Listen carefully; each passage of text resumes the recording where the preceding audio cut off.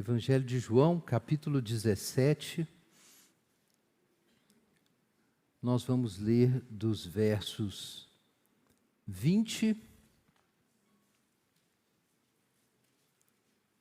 a 26. Evangelho de João, capítulo 17, versos 20 a 26.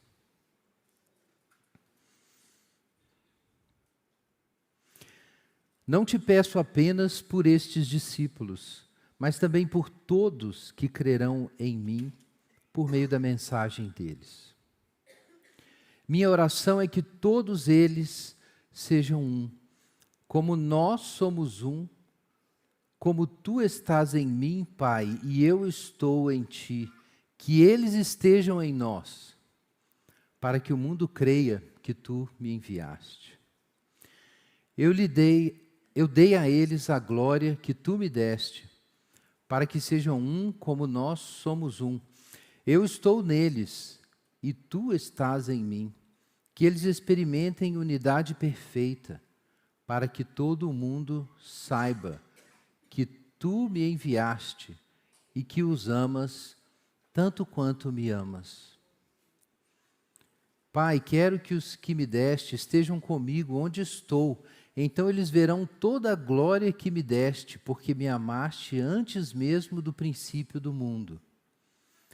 Pai justo, o mundo não te conhece, mas eu te conheço. E esses discípulos sabem que tu me enviaste. Eu revelei teu nome a eles e continuarei a fazê-lo. Então teu amor por mim estará neles e eu estarei neles. Amém. Vamos orar. Pai Celeste, nós te agradecemos pela tua palavra e pedimos que, pela tua misericórdia, Deus, ela cumpra o seu papel na nossa vida, nessa manhã, trazendo confrontação, iluminação e também consolo, alívio e esperança, em nome de Jesus. Dá entendimento da tua verdade para cada pessoa aqui presente, Pai. Amém.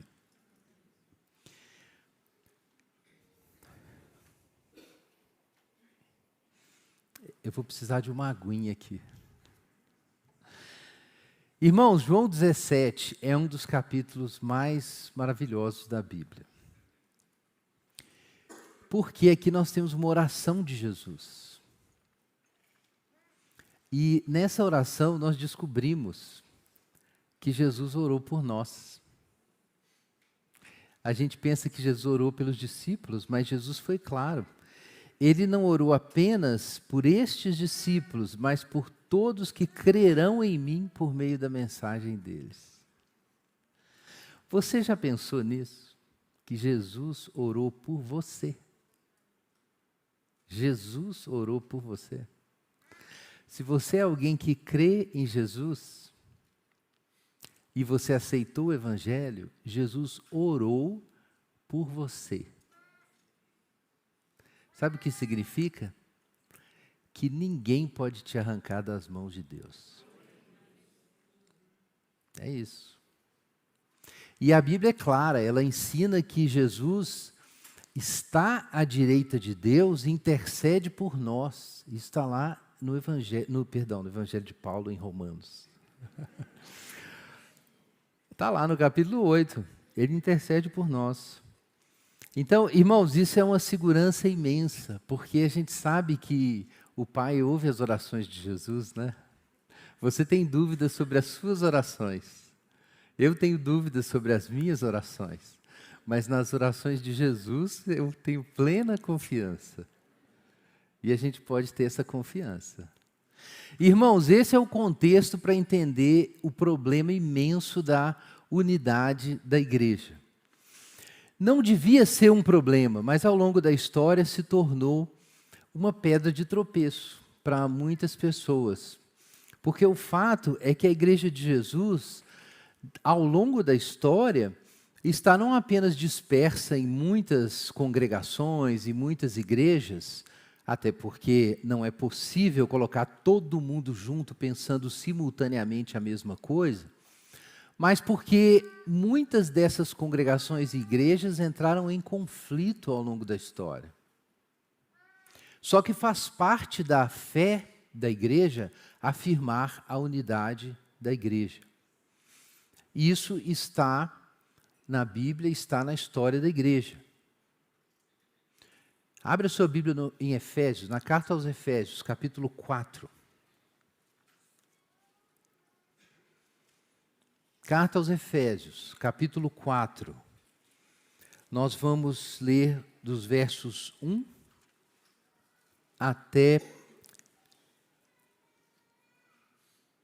6. Efésios 4, 1 a 6. Me acompanhe na sua Bíblia, por favor. Portanto, como prisioneiro no Senhor, suplico-lhes que vivam de modo digno do chamado que receberam. Sejam sempre humildes e amáveis, tolerando pacientemente uns aos outros em amor. Façam todo o possível para se manterem unidos no Espírito, ligados pelo vínculo da paz. Pois há um só corpo e um Espírito, assim como vocês foram chamados para uma só esperança. Há um só Senhor, uma só fé, um só batismo, um só Deus e Pai de tudo, o qual está sobre todos e em todos e vive por meio de todos. Amém. Irmãos, aqui nós aprendemos que a igreja é uma, ou una. A igreja é una.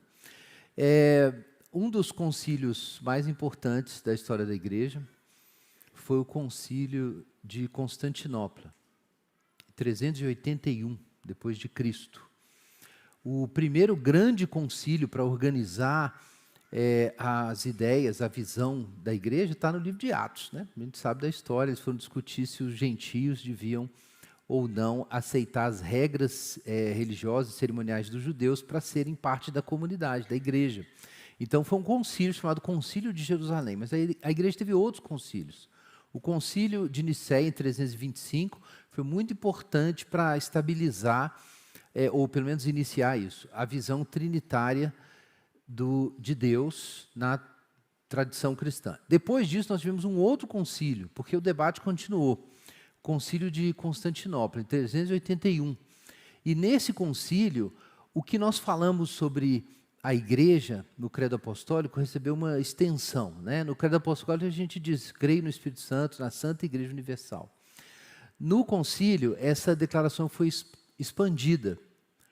E a afirmação nova é que a igreja é una, santa, católica e apostólica. São 4 marcas que, desde então, são reconhecidas como marcas da igreja. Que ela é una, santa, católica e apostólica. Então, dentro da nossa série, nós vamos tratar dessas 4 marcas da igreja de Jesus.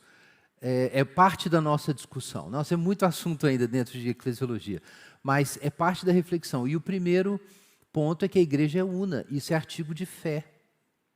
A igreja é una. E nós encontramos isso aqui em Efésios. Em Efésios capítulo 2, no primeiro sermão da série, o pastor Igor ministrou sobre o caráter cruciforme da igreja, e ele expôs Efésios capítulo 2, sobre a obra de Jesus. E veja o que nós lemos ali no capítulo 2, versículo 14. Porque Cristo é a nossa paz, Ele uniu judeus e gentios em um só povo, ao derrubar o muro de inimizade que os separava.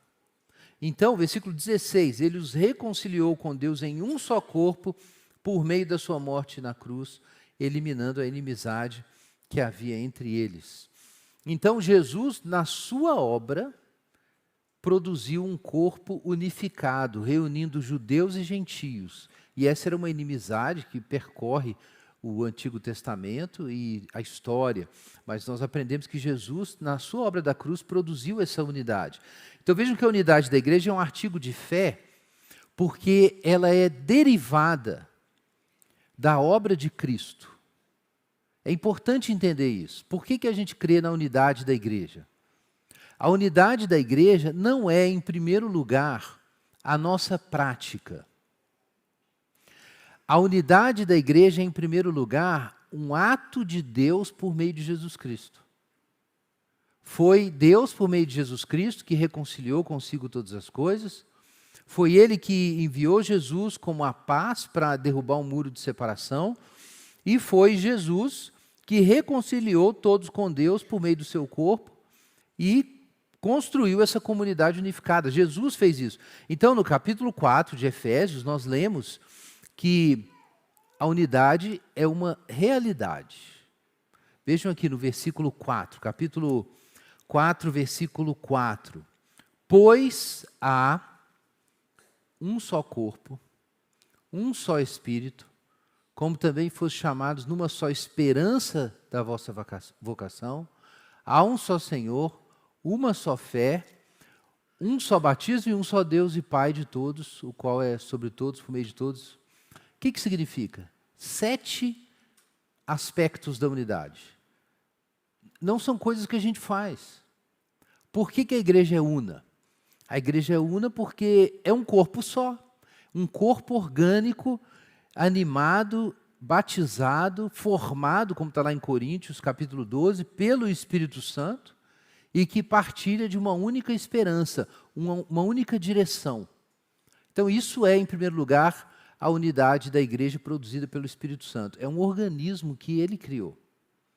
E esse organismo pode entrar em conflito? Sim. Paulo fala em Coríntios 12 sobre o absurdo de um membro achar que não precisa de outro. E fala também sobre um membro sofrer e todos os outros membros sofrerem com ele. Então, Paulo admite o absurdo da desordem nesse corpo por causa do pecado.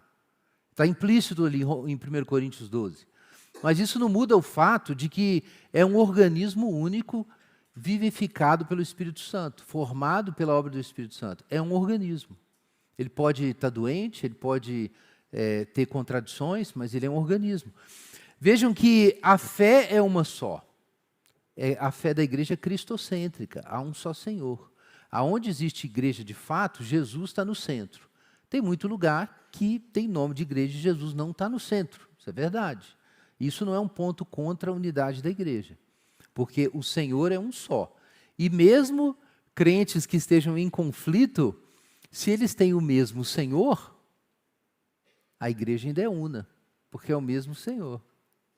Mesmo numa família em que os filhos estão ali brigando, ainda é uma família, por causa da sua origem, por causa da sua conexão natural. Então, aqui nós temos uma conexão sobrenatural. É o mesmo Senhor de todos.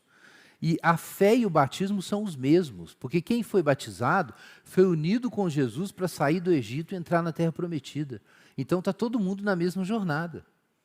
Mesmo que não saibam fazer essa jornada, mas é um só Senhor, uma só fé nesse Senhor, e um batismo que colocou todo mundo na mesma caminhada para Canaã. É o mesmo batismo. E também é um Deus único. A gente pode não entender como é possível que o mesmo Deus esteja operando através de tantas pessoas em tantos lugares diferentes, mas se você é cristão, você entende que Deus dirige tudo. Ele é o Pai de todos. Ele age por meio de todos, está em todos. Gente, isso é a fé da igreja. Por que a igreja é una? Porque o mesmo Espírito Santo lhe dá vida orgânica e esperança. Porque o mesmo Jesus nos ensinou o caminho da fé e atravessou a morte para a gente vir atrás, é o batismo. E porque o mesmo Deus é quem chama todas as pessoas para ir atrás de Jesus. Por que a gente acredita na unidade da igreja? Porque você acredita na Trindade. Então não tem jeito de separar. Tem gente que quer ficar com a doutrina de Deus e quer tirar a igreja. Sorry, não tem jeito. Sinto muito. É por isso que ser cristão, isso está no credo apostólico, significa crer em Deus Pai Todo-Poderoso, crer em Jesus Cristo, crer no Espírito Santo e na Santa Igreja Universal. Então vejam que a unidade da igreja precisa ser crida. Você tem que acreditar nisso. Ah, pastor, mas eu não estou vendo. É verdade. Tem tanta coisa que a gente crê sem ver, não é isso? Jesus, inclusive, disse para um cara certa vez, bem-aventurados que não viram e creram. O fato de você não ver não é um grande problema. O grande problema é você não obedecer. Esse é o problema. Eu não creio na unidade da igreja, porque está todo mundo dividido. E aí você aproveita o ensejo e se divide também. Mas se você crê que o Pai, o Filho e o Espírito Santo estão por trás da unidade da igreja, que a obra de Jesus foi suficiente, que é uma derivação da fé trinitária, ou seja, se eu acredito que a comunhão trinitária quis se abrir, e o Verbo se encarnou, e Jesus realizou essa obra para nos fazer entrar, como diz 1 João, na comunhão do Pai e do Filho. É o que está lá em 1 João. Então, se essa é a obra de Deus, não faz sentido achar que Jesus é o Filho de Deus e acreditar que a obra dele foi inútil. Não faz sentido. Crer na obra de Jesus, crer que Jesus é o Filho de Deus e que ele fez uma obra por você e que ela foi eficiente, crer que de fato a revelação trinitária aconteceu, significa crer que essa comunidade que ele está construindo vai ser concluída. Crer em Jesus significa crer no projeto de Jesus. E o projeto de Jesus é a igreja. E talvez você fale assim, eu não consigo acreditar, Senhor. Mas é por isso que a gente vive da fé de Jesus. Você olha para Jesus e fala assim, eu não consigo, mas ele acredita. Então eu vou. E aí o que você vai fazer? E por isso eu disse que o problema é não obedecer. Capítulo 4. Portanto, como prisioneiro do Senhor, suplico-lhes que vivam de modo digno do chamado que receberam. Então a unidade é uma obra de Deus? Sim. Mas também é um chamado. É um chamado que você não conseguiu viver ainda, eu não consegui. Mas Jesus conseguiu. E Ele é o nosso Senhor. Então, como que a gente vai viver assim? Humildade, mansidão, amabilidade, tolerando pacientemente uns aos outros em amor, esforçando-se para preservar a unidade do Espírito no vínculo da paz. Pois há um só corpo e um Espírito. O que Paulo está ensinando aqui? Isso é muito recorrente nas cartas de Paulo. Paulo nunca dá recomendações morais simplesmente para a gente. Ele não é um moralista. Todas as vezes que Paulo vai dar orientações éticas para a igreja, primeiro ele diz o que Deus fez. Depois ele diz o que a gente tem que fazer. Por que é assim? Porque a transformação da vida não começa com a minha iniciativa, mas com a iniciativa de Deus. Isso é o Evangelho. O Evangelho significa que Deus veio em minha direção.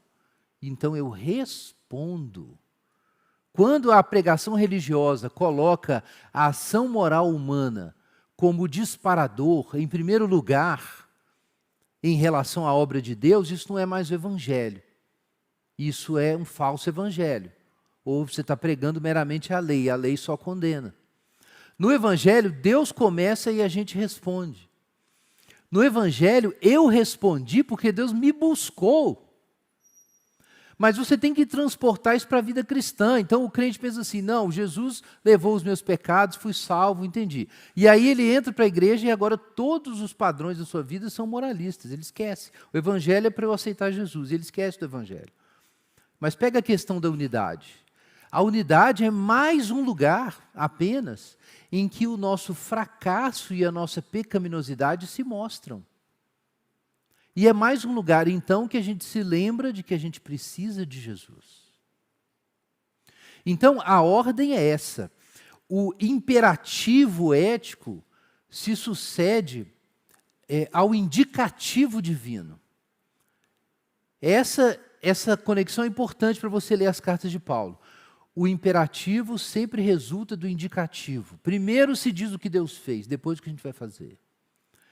Na ordem lógica, porque Paulo começa dizendo, não, vivam em unidade. Por que vocês têm que viver em unidade? Porque Deus já está fazendo isso.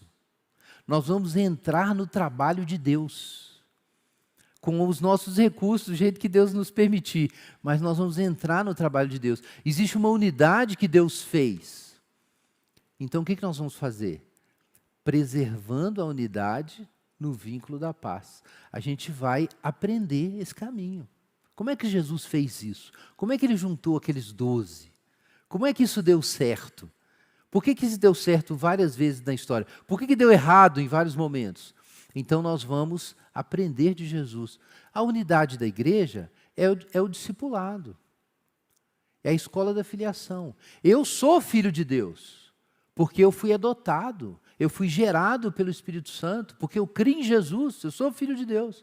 Mas Jesus também ensinou, o mesmo que disse, que a gente podia orar, Pai nosso que estás no céu, como ele orava, o mesmo Jesus que nos concedeu essa graça da adoção, ou foi usado pelo Pai para a nossa adoção, ele também disse que nós precisamos nos tornar filhos do nosso Pai. Está lá no Sermão da Montanha. Porque Deus já te fez filho, o problema é que você não quer. E você precisa aprender a viver como filho.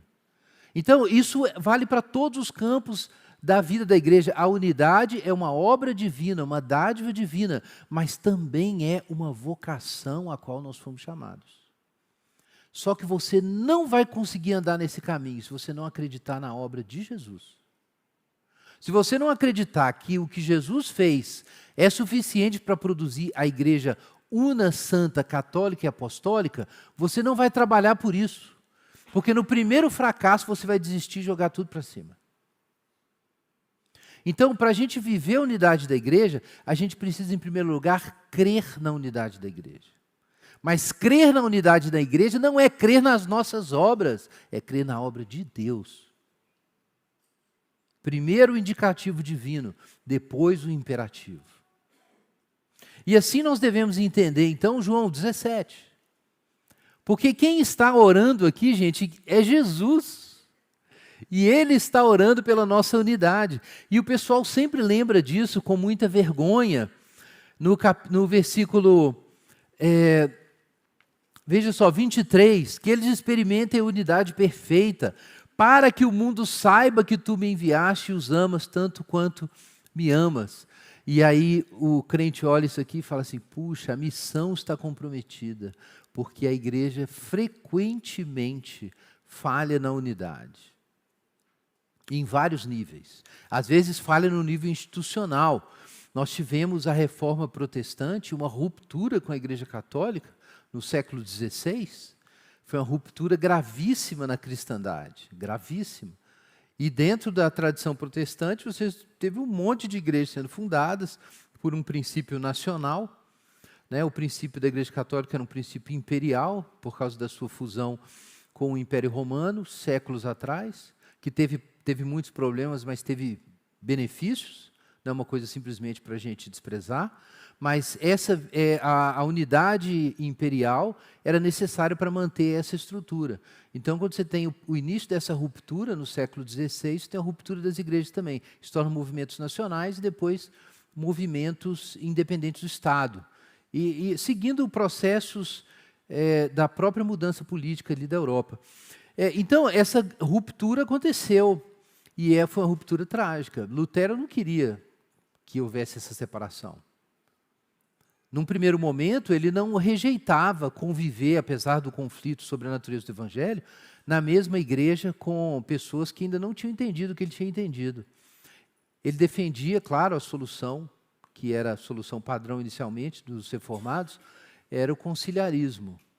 Que não tivesse o papado e tivesse o concílio e a igreja pudesse realmente discutir esses assuntos e as questões que ele estava levantando sobre a distorção do Evangelho na Igreja Católica Romana.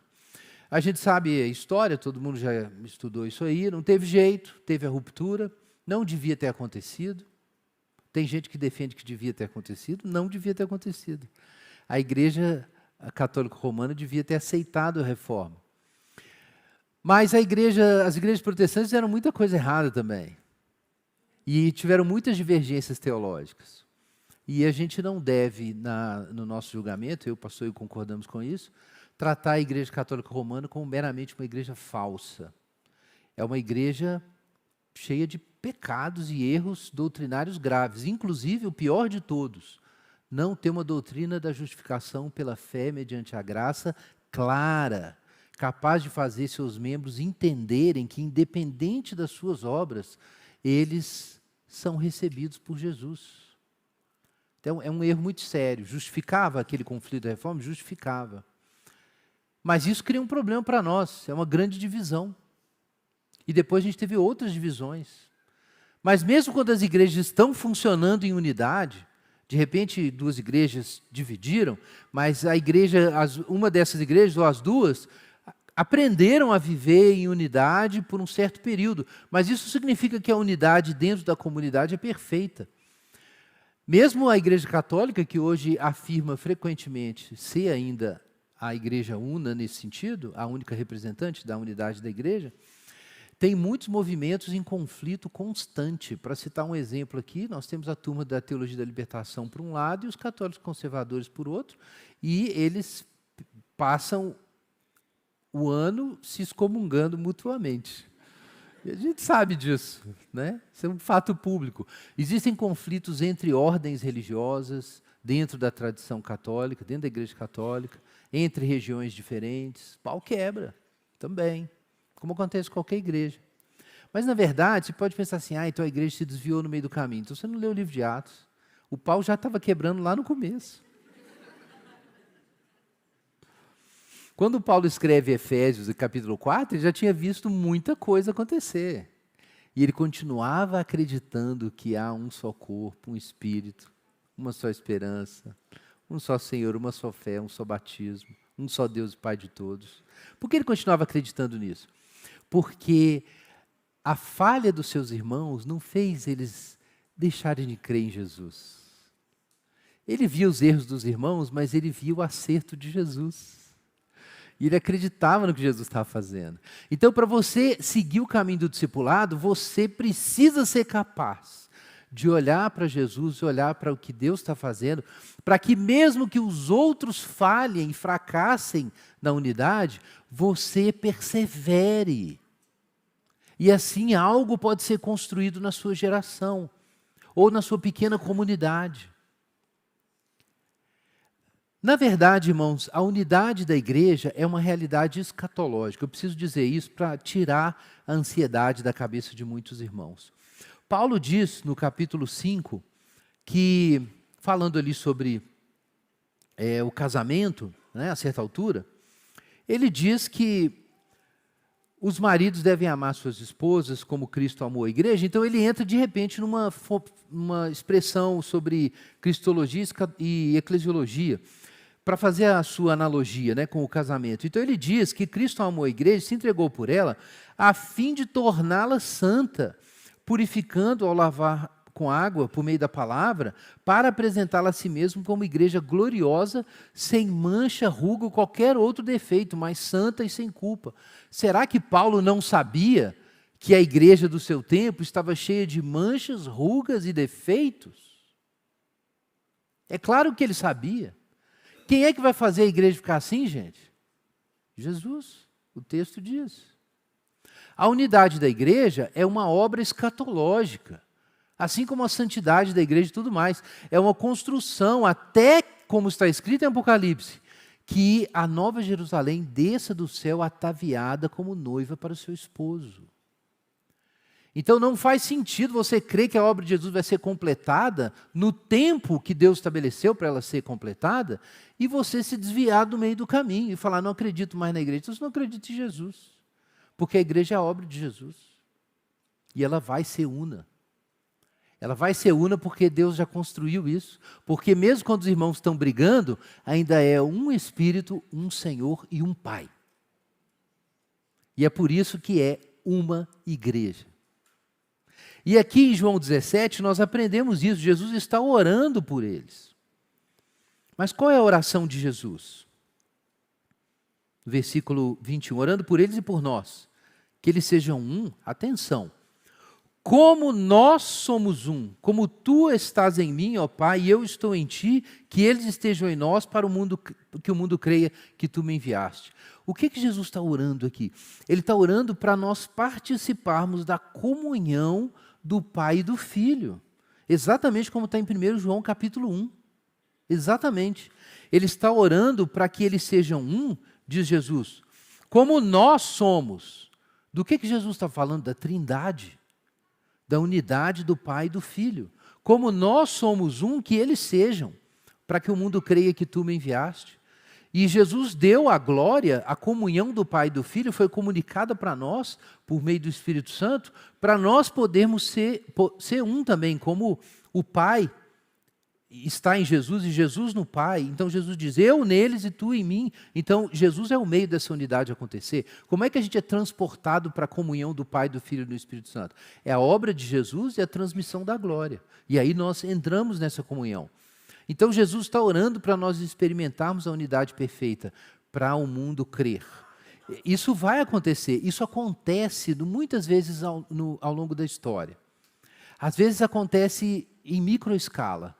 Uma pequena comunidade obedece a Jesus e vive em unidade, e aí pessoas próximas notam isso e falam, aquelas pessoas realmente cuidam umas das outras e toleram umas das outras e promovem a paz, como está lá em Efésios capítulo 4. Então isso às vezes acontece. Isso são sinais escatológicos. A igreja foi fundada para fazer isso. Jesus muitas vezes expulsava demônios, curava enfermos, ressuscitava mortos, como um sinal de que o reino estava presente.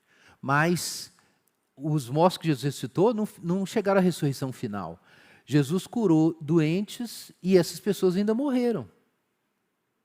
Jesus expulsou demônios, mas os demônios continuaram circulando por aí. Eles não desapareceram. Então, Jesus já se manifestou para existirem sinais no mundo do seu plano escatológico. Enquanto não chega esse destino final, a igreja pode viver em unidade. Quando ela consegue viver em unidade, uma janela se abre no mundo para a gente ver a igreja gloriosa, sem mácula, nem ruga, nem coisa semelhante, mas santa e irrepreensível, a Nova Jerusalém. Esse é o nosso papel hoje. É trabalhar por isso para a gente emitir sinais visíveis. Mas esses sinais visíveis ainda não são a consumação final. O Lázaro certamente morreu depois que Jesus ressuscitou ele. Ele morreu 2 vezes, tadinho. Não, né? Foi muito bom ressuscitar. Lázaro morreu, ressuscitou, mas depois ele morreu de novo. Irmãos, isso sempre vai acontecer.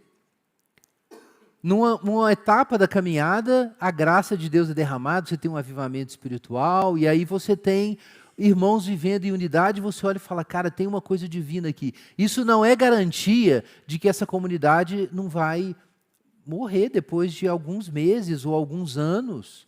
As igrejas que Paulo fundou na Ásia Menor, elas desapareceram, porque as cidades nem existem mais. As cidades que Paulo escreveu cartas aí desapareceram. Onde está essa igreja? Ela é a igreja de Jesus, está no céu agora. Mas os efeitos foram comunicados, é uma vida. Essa vida às vezes está numa igreja, e às vezes a estrutura, a instituição começa a morrer e essa vida vai para outro lugar, mas ela existe. A gente consegue enxergar em vários momentos. Às vezes eu penso nisso como quando eu caminho ali na Lagoa, em Lagoa Santa, e eu gosto de caminhar de manhã e gosto de ver quando a luz do sol bate, quando ele está subindo, quando ele bate ali na água, todo mundo já viu isso, né? Mas tem que ser de manhã. E aí as ondinhas brilham, né? Como se fossem milhões e milhões de diamantes, assim, durando rapidinho, só 1 minuto. Talvez na história da igreja seja assim. A unidade da igreja apareça desse jeito. Ela aparece como uma luz refletida aqui, uma luz refletida ali, mas em algum momento a gente vai ver a glória da Nova Jerusalém de uma vez. Está lá em Apocalipse essa promessa.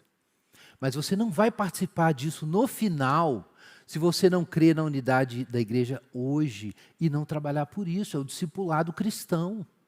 O discipulado cristão faz parte disso. Você caminhar com Jesus e ter uma consciência cada vez maior do seu fracasso e precisar cada vez mais da graça de Deus. E ficar também cada vez mais tolerante com seus irmãos. Porque você vê que eles falham como você. Irmãos, não funciona a unidade da igreja enquanto nós lembramos da oração de Jesus em João 17 para cobrar dos irmãos e das igrejas que elas não estão mostrando unidade para o mundo e o mundo não está se convertendo. Essa oração não está aqui para isso, para alimentar o seu ceticismo e o seu cinismo sobre a igreja.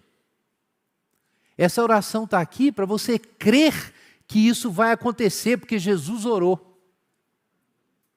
É para isso que essa oração está aqui. Vai acontecer, porque Jesus orou, então vai acontecer. Mas o que tem que acontecer é mais do que a unidade da igreja. E aqui a gente chega no ponto central da questão. O que Jesus está pedindo? Ele está pedindo para a igreja ser una, para que o mundo creia. E isso vai acontecer. Jesus está orando por isso. Mas o que ele está pedindo para essa unidade acontecer é a chave da questão. Jesus está pedindo aqui, na sua oração, que nós sejamos um, como Jesus e o Pai são um, e nós sejamos com eles.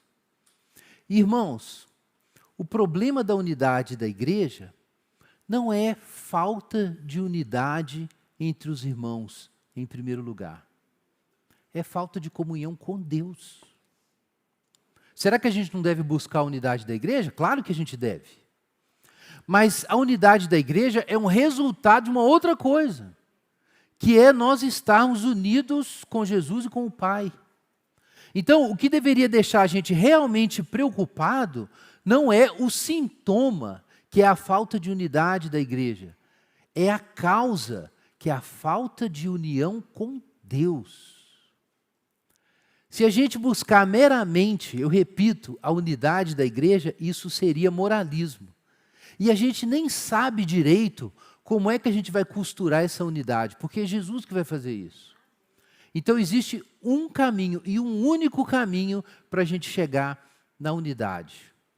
É a gente ter comunhão com o Pai e o Filho. Porque é de lá que está vindo a unidade da igreja. É de lá que veio o sacrifício de Jesus que formou a igreja.